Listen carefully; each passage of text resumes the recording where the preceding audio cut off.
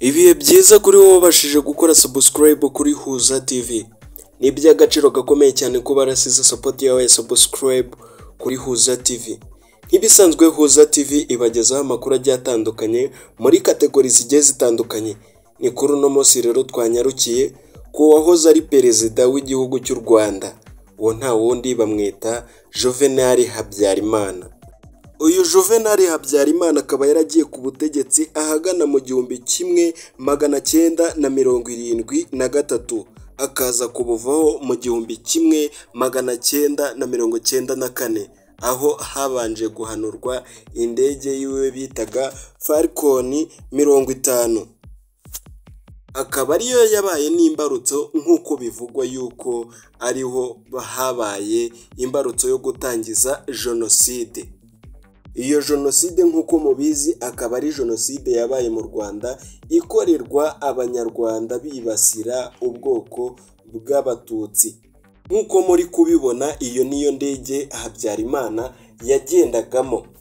Iyi ndege ikaba yarahanuwe mu 1994, ubwo uno mu perezida yaravuye Arusha.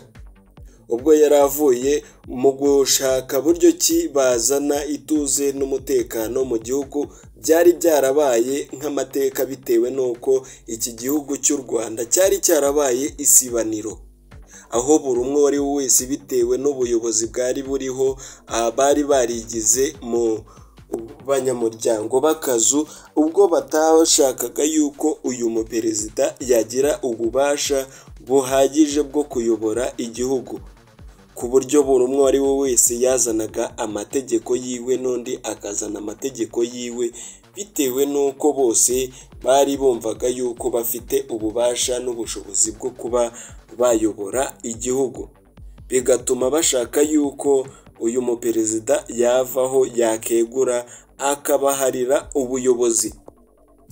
Mu nama ya Arusha ubwo bashakaga yuko rwose basinya amasezerano yuko buri umwe ari we wese basaranganya ubuyobozi ndetse n'ubushobozi cyangwa se bimwe bikenerwa mu gihugu, uyu muperezida yapfuye nta na kimwe kigezweho. Nk'uko mubireba uyu muperezida nk'uko mwabisomye muri title, iyi ni inzu yiwe iherereye mu karere ka Kicukiro, ariko ubu ngubu yabaye inzu ndangamurage y'ubugeni n'ubuhanzi. Akaba yari inzu ya Habyarimana yakorerwagamo bimwe bigiye bitandukanye. Nk'uko mubibona ibyari biranga ino nzu rwose, uyu mugabo ibyo yari afite biteye ubwoba ndetse byari biteye n'inkeke. Ni nk'iyi nzoka rwose, inzoka yari yoroye iwe. Iyi nzoka nk'uko muyibona ni inzoka nini iteye ubwoba ndetse inakanganye bita uruziramire.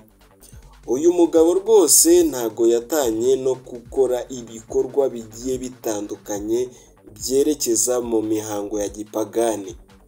Iyi nzoka nta handi ipfa kuboneka sibye mu mashyamba ya Kongo, kuko bavuga yuko bitewe n'uko inshuti yiwe y'akadasohoka wari perezida wa Kongo, aho mbere yitwaga Congo Brazzaville, aho ariho yavuye.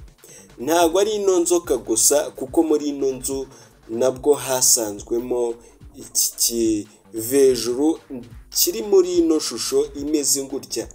Abantu benshi bagakomeza bibaza niba uyu mugabo niba yaravugaga yuko ari umunyamasengesho cyangwa se ari umuperezida, ibi bikorwa bijyanye n'ubuterekerezi yabikoreraga iki. Iki kivejuru cyo bakimara kukibona rwose cyahise kiburirwa irengero, ndetse n'iriya nzoka nayo ntabwo yongeye kuba yagaruka mu maso ngo abantu bayibone. Uyu mugabo rwose ibikorwa byiwe byabaga ari ibikorwa biteye ubwoba ndetse binakanganye, bitewe n'uko uyu mugabo icyari kimuzwiho cyari ibikorwa bya gipagani cyane, kuko abasanzwe bazi amateka cyane bahabaye bagaragaje yuko uyu mugabo ikintu cyari kijyanye no guterekera no kuragura yabaga ari imbere cyane.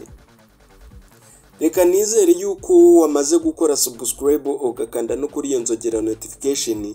Niba wamaze kubikora ni ibyo ngibyo, Imana iguha umugisha. Ndabizi yuko nawe uzajya ubona amakuru agiye atandukanye Ten Sky Empire iba yiyemeje kugenda ibagezaho umunsi ku munsi. Kora subscribe. Yari Uwayisenga Didier.